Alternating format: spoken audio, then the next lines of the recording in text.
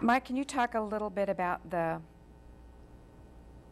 public comment that was accepted or not accepted? Was the public adequately informed as to the process or the facts concerning the State Fair move?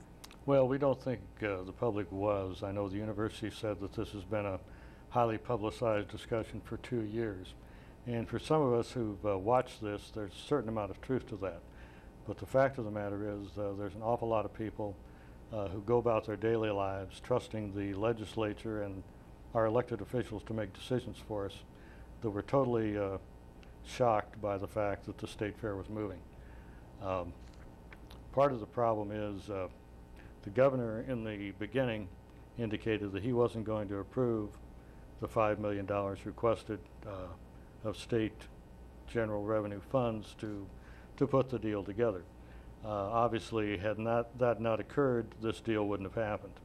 Plus, the State Fair has been in the same location for 107 years, and most people felt that at least our Lincoln delegation would be fighting to keep it.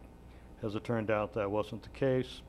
The governor did a 180 as far as his position on the $5 million within the last few weeks of the session, and as a result, the deal got put together literally overnight.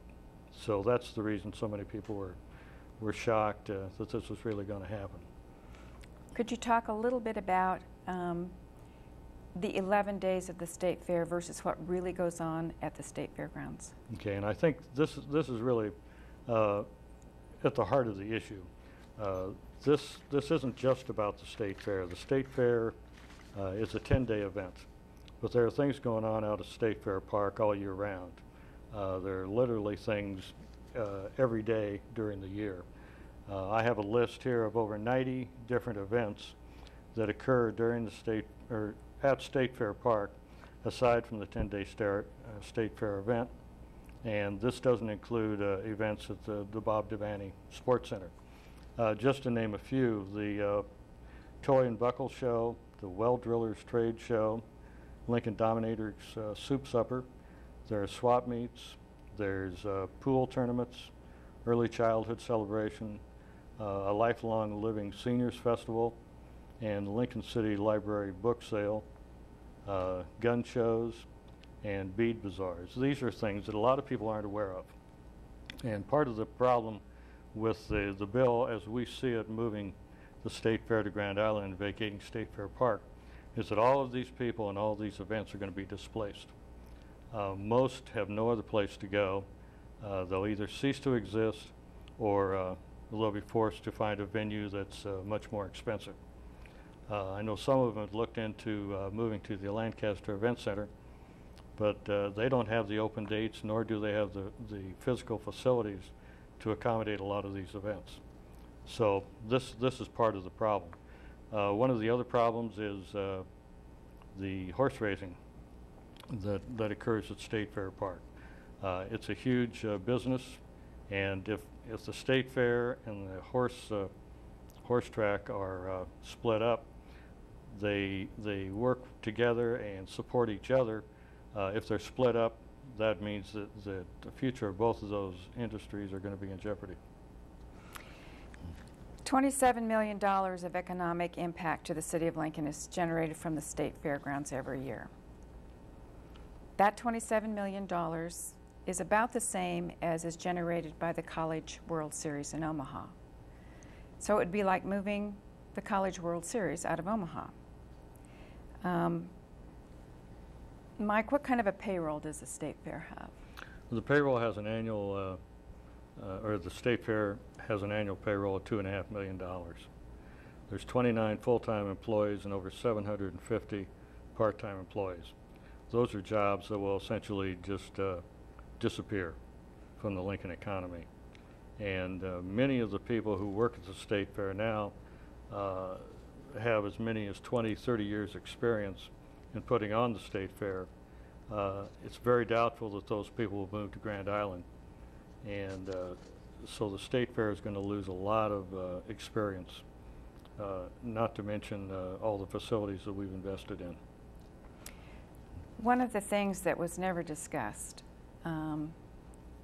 never, as far as I can tell during all of the discussions that the university did have, is the impact to the vendors themselves. There's no way for us to know what the dollar effect is on the vendors. We've heard many stories from vendors, and there's simply no place else for them to go. It's lost income, period. And we have no idea how to calculate that income that has been lost.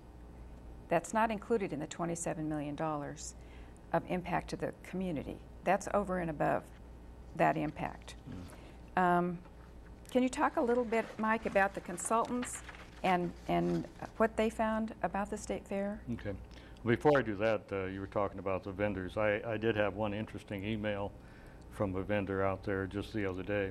This is a lady whose family started the funnel cake business at the State Fair 30 years ago. They started out with one location underneath the grandstand building. They've since expanded that into 4 locations. They were hoping to turn the business over to their children and grandchildren, and of course now they're in shock, realizing that if the State Fair moves to Grand Island, that's not going to happen. And this is a small business. It's just representative of a lot of businesses that work at the State Fair and other events on the State Fair Park grounds that are going to be directly affected by this move. And they can't justify going to Grand Island while they're living in Lincoln for what it's going to cost to stay overnight for 10 days. So, but getting back to, what was the question? The consultants. The consultants. The consultants. The legislature hired a consulting firm to look into their options as far as the State Fair was concerned. And one of the options was leaving the State Fair where it was at, improving the facilities, and they estimated that would cost $30 million. The bill, as it stands now, would move the State Fair to Grand Island at a cost of $42 million. So obviously our logic is kind of questioned here, because if we can spend $42 million to move the State Fair to Grand Island, which is over 100 miles away from the population base, it seems reasonable to think that we could spend $30 million and make a first-class State Fair right where it's at. So that's one of the questions that we've raised. Obviously, the university is not going to spend their $21 million to leave it where it's at. But we can spend the $30 million over a period of time. The $42 million is money that's going to be generated, or is going to have to be raised within the next year to 2 years in order to make this happen.